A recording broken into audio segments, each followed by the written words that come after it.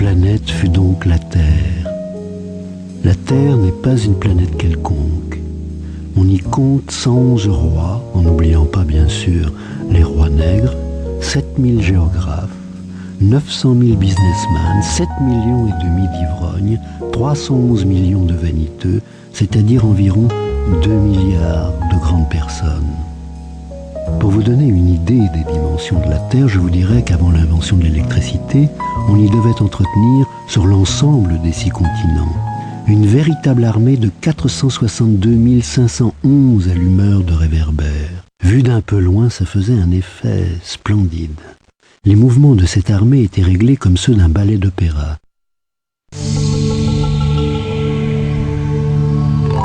D'abord venait le tour des allumeurs de réverbères de Nouvelle-Zélande et d'Australie, puis ceux-ci, ayant allumé leurs lampions, s'en allaient dormir, alors entraient à leur tour dans la danse les allumeurs de réverbères de Chine et de Sibérie.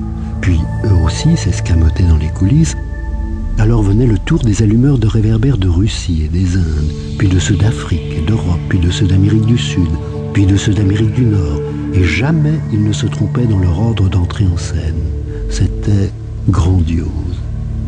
Seul l'allumeur de l'unique réverbère du pôle Nord et son confrère de l'unique réverbère du pôle Sud menaient des vies d'oisiveté et de nonchalance.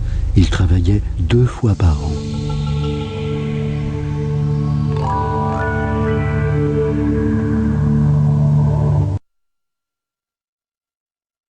Quand on veut faire de l'esprit, il arrive que l'on mente un peu. Je n'ai pas été très honnête en vous parlant des allumeurs de réverbères. Je risque de donner une fausse idée de notre planète à ceux qui ne la connaissent pas. Les hommes occupent très peu de place sur la Terre. Si les 2 milliards d'habitants qui peuplent la Terre se tenaient debout et un peu serrés comme pour un meeting, ils logeraient aisément sur une place publique de 20 000 de long sur 20 000 de large. On pourrait entasser l'humanité sur le moindre petit îlot du Pacifique. Les grandes personnes, bien sûr, ne vous croiront pas. Elles s'imaginent tenir beaucoup de place. Elles se voient importantes comme des baobabs. Vous leur conseillerez donc de faire le calcul. Elles adorent les chiffres, ça leur plaira. Mais ne perdez pas votre temps à ce pinsomme. C'est inutile. Vous avez confiance en moi.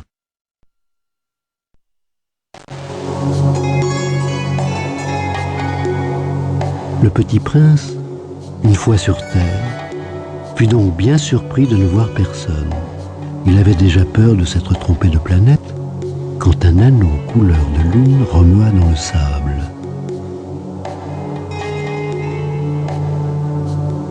Bonne nuit. Bonne nuit. Sur quelle planète suis-je tombé? Sur la Terre, en Afrique. Ah, il n'y a donc personne sur la Terre? Ici, c'est le désert. Il n'y a personne dans les déserts. La Terre est grande. Je me demande si les étoiles sont éclairées afin que chacun puisse un jour retrouver la sienne. Regarde ma planète. Elle est juste au-dessus de nous.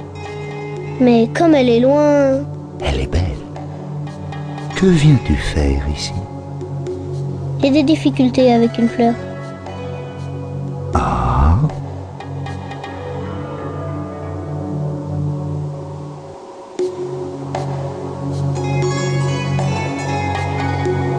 Où sont les hommes? On est un peu seul dans le désert. On est seul aussi chez les hommes. Tu es une drôle de bête, mince comme un doigt. Mais je suis plus puissant que le doigt d'un roi. Tu n'es pas bien puissant. Tu n'as même pas de pattes. Tu ne peux même pas voyager.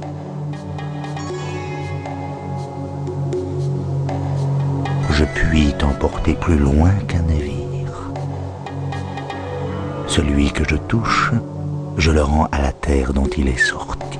Mais tu es pur et tu viens d'une étoile.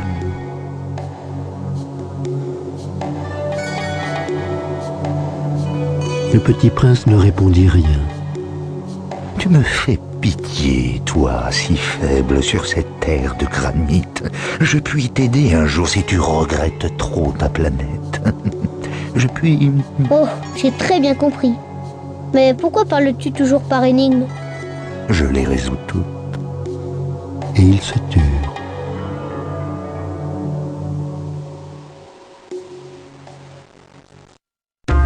Le petit prince traversa le désert et ne rencontra qu'une fleur à 3 pétales, une fleur de rien du tout.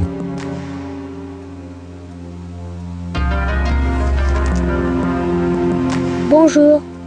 Bonjour. Où sont les hommes? Demanda poliment le petit prince. La fleur, un jour, avait vu passer une caravane. Les hommes, il en existe, je crois, 6 ou 7. Je les ai aperçus il y a des années. Mais on ne sait jamais où les trouver. Le vent les promène. Ils manquent de racines. Ça les gêne beaucoup. Adieu. Adieu. Le petit prince fit l'ascension d'une haute montagne. Les seules montagnes qu'il eût jamais connues étaient les 3 volcans qui lui arrivaient aux genoux, et il se servait du volcan éteint comme d'un tabouret.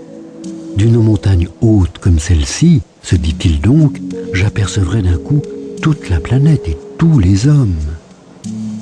Mais il n'aperçut rien que des aiguilles de roc bien aiguisées.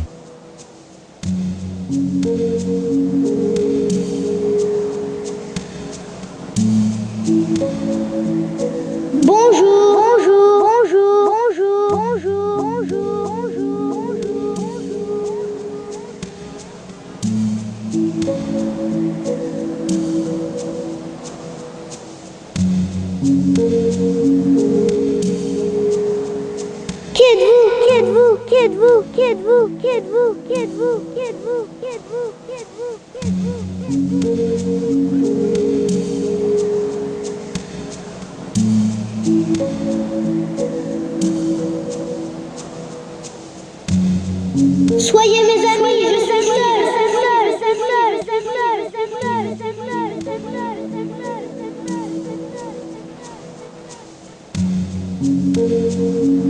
Quelle drôle de planète, pensa-t-il alors.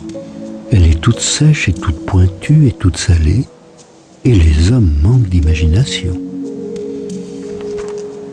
Ils répètent ce qu'on leur dit.